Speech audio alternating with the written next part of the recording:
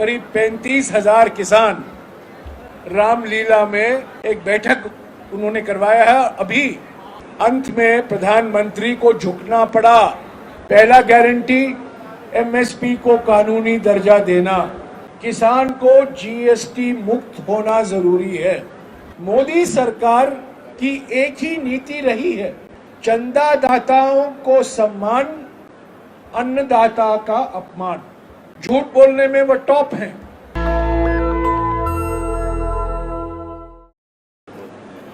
सत्ताईस सितंबर 2020 को प्रधानमंत्री ने 3 काले कृषि कानून लागू किए। 27 सितंबर 2020 को उसके बाद किसान आंदोलन शुरू हुआ। किसान संगठन पंजाब, हरियाणा, उत्तर प्रदेश, राजस्थान, महाराष्ट्र सभी राज्यों से आए, संघर्ष की। दिल्ली में बैठे, दिल्ली की सीमा और हरियाणा की सीमा, दिल्ली और हरियाणा के बीच की सीमा पर बैठे और करीब 15 महीने ये संगठन चला। 700 किसान शहीद हुए। आज लोग भूल जाते हैं, हमारा देश भूल गया है कि इन 15 महीने में 700 किसान की मृत्यु हुई, शहीद हुए और अंत में 19 नवंबर 2021 को, ये डेट बड़ा महत्वपूर्ण है साथियों, 19 नवंबर 2021 को प्रधानमंत्री ने ये काले कानून वापस लिए। 19 नवंबर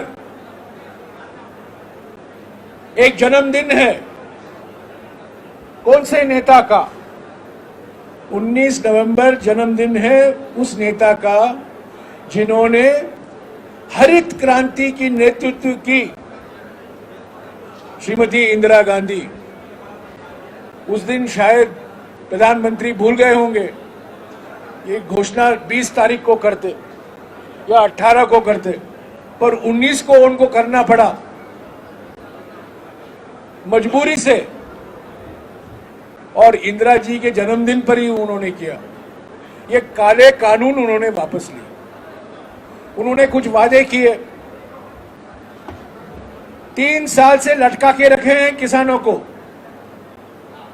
और किसान संगठनों को। वो वादे पूरे नहीं हो पाए। ड्रोन से आंसू गैस छोड़े गए किसानों पर। हरियाणा सरकार ने धमकी दी कि राष्ट्रीय सुरक्षा कानून लागू होगा किसानों के खिलाफ। कुछ किसान मारे गए पिछले 1.5 महीने में, कुछ किसानों की मृत्यु हुई पुलिस फायरिंग में, हरियाणा पुलिस के द्वारा। वो चाहते थे कि दिल्ली में वो रामलीला मैदान में एक प्रदर्शन करें, उनको अनुमति नहीं दी गई। अंत में प्रधानमंत्री को झुकना पड़ा। प्रधानमंत्री झुके। प्रधानमंत्री जो बार बार कहते हैं मैं दूसरी मिट्टी से बनाया गया व्यक्ति हूं, वो झुके और आज करीब 35,000 किसान रामलीला में एक बैठक उन्होंने करवाया है। अभी वो बैठक चल रही है। जब रामलीला में किसान सम्मेलन हो रहा है, साथ ही साथ उसी दिन नासिक जिले में चांदवाड़ में किसान सम्मेलन हुआ। ये बड़ा महत्व सम्मेलन है क्योंकि आज शरद पवार जी, संजय राउत जी, जयंत पाटिल जी सब मौजूद थे। हमारे कांग्रेस के नेता तो मौजूद ही थे। और आज राहुल गांधी जी ने कांग्रेस पार्टी की ओर से किसान न्याय को लेकर 5 गारंटियां उन्होंने दोहराया। ये पिछले 2 महीने में कहकर आ रहे हैं मणिपुर से, पर पहली बार चांदवाड़ में उन्होंने किसान न्याय को लेकर जो 5 गारंटियां हैं कांग्रेस पार्टी की, उन्होंने फिर से स्पष्ट तरीके से दोहराया। पहला गारंटी एमएसपी को कानूनी दर्जा देना, एमएसपी के लिए विशेष कानून। दूसरा और उसके साथ साथ एमएसपी कैसे लागू होगा, कैसे तय किया जाएगा, उन्होंने उसके बारे में भी जिक्र किया कि खेती की लागत 1.5 गुना, जो डॉक्टर स्वामीनाथन, जिसको भारत रत्न दिया गया है, स्वामीनाथन आयोग के सिफारिशों के आधार पर लागू किया जाएगा। तो ये पहला गारंटी है। दूसरा गारंटी उन्होंने किया किसान न्याय को लेकर कि 16 लाख करोड़ पूंजीपतियों का कर्जा माफी हुआ है, पर किसानों का कोई कर्जा माफी नहीं हुआ है। मनमोहन सिंह जी जब प्रधानमंत्री थे 2008 में 72,000 करोड़ रुपया कर्जा माफी हुआ था किसानों का, और राहुल जी ने आज ऐलान किया है कि जब पूंजीपतियों का ऋण माफ हो रहा है तो किसानों का कर्जा माफी जरूर होगा। उन्होंने ये नहीं कहा होना चाहिए, उन्होंने कहा होगा। और कौन तय करेगा? ये एक कर्जा माफी आयोग का गठन होगा और वो आयोग तय करेगा किसानों का कितना कर्जा माफ होगा और हर राज्य में कितने किसान, कितना कर्ज माफ किया जाएगा। तो ये दूसरा गारंटी है किसान न्याय को लेकर। तीसरा गारंटी जो उन्होंने दिया है कि, और खास तौर से ये नासिक के लिए बहुत महत्वपूर्ण है, क्योंकि लासलगांव हमारे एशिया का सबसे बड़ा प्याज का मंडी है। उन्होंने कहा है कि सरकार की आयात और निर्यात की नीति किसानों के हित को ध्यान में रखते ही किया जाएगा, किसानों से बातचीत के बाद ही किया जाएगा। एक दिन एक्सपोर्ट, दूसरा दिन एक्सपोर्ट नहीं, तीसरा दिन आधा एक्सपोर्ट, ये नहीं होगा।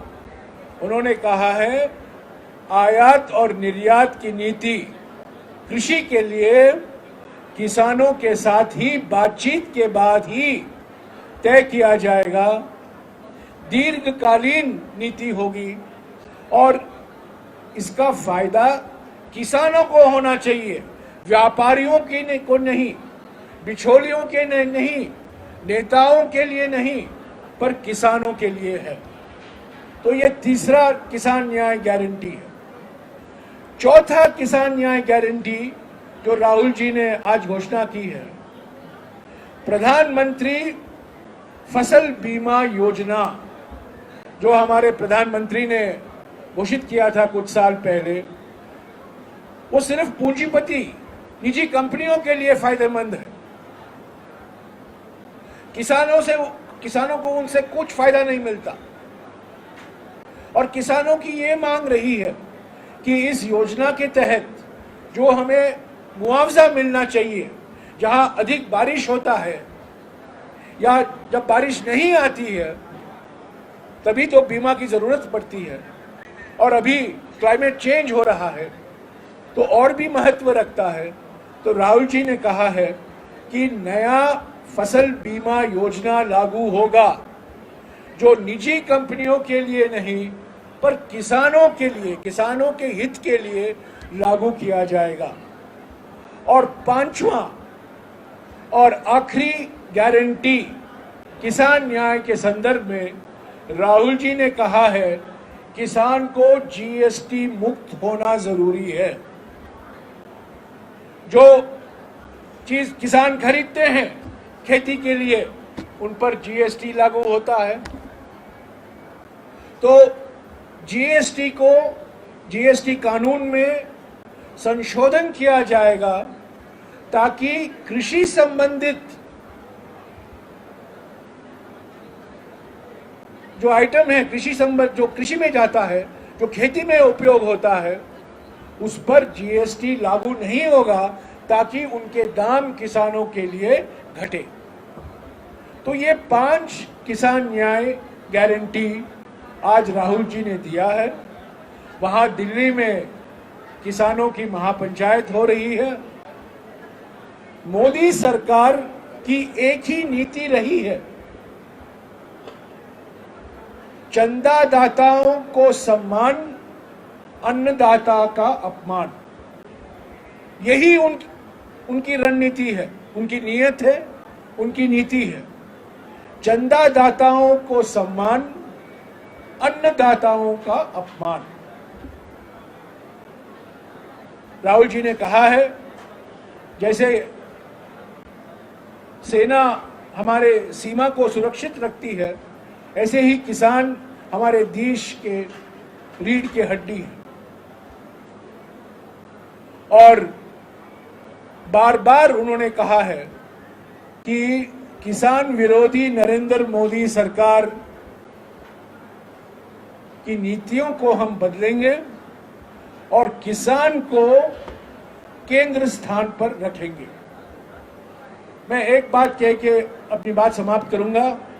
प्रधानमंत्री कुछ साल पहले बड़े धूमधाम तरीके से टॉप की बात करते थे। आपको याद है ये टॉप क्या होता है?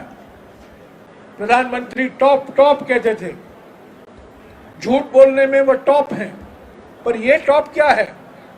टोमेटो, ऑनियन, पोटैटो, ये बार बार कहा करते थे महाराष्ट्र में आकर, टॉप। वो टॉप का क्या हुआ? टमाटर के दाम देखिए, अनियन प्याज के जो खेती करते हैं उनकी हालत देखिए, जो आलू बोते हैं उनकी हालत देखिए। तो प्रधानमंत्री के गारंटियां जो हैं, खोखले गारंटियां, ये चुनावी जुमले हैं। चुनाव के लिए वो कुछ भी बोल सकते हैं। और खास तौर से किसानों के लिए उन्होंने भूमि अधिग्रहण कानून जो मनमोहन सिंह जी की सरकार के समय 2013 में बनाया गया था, उसको बदला। और यह सवाल नितिन गडकरी को पूछना चाहिए।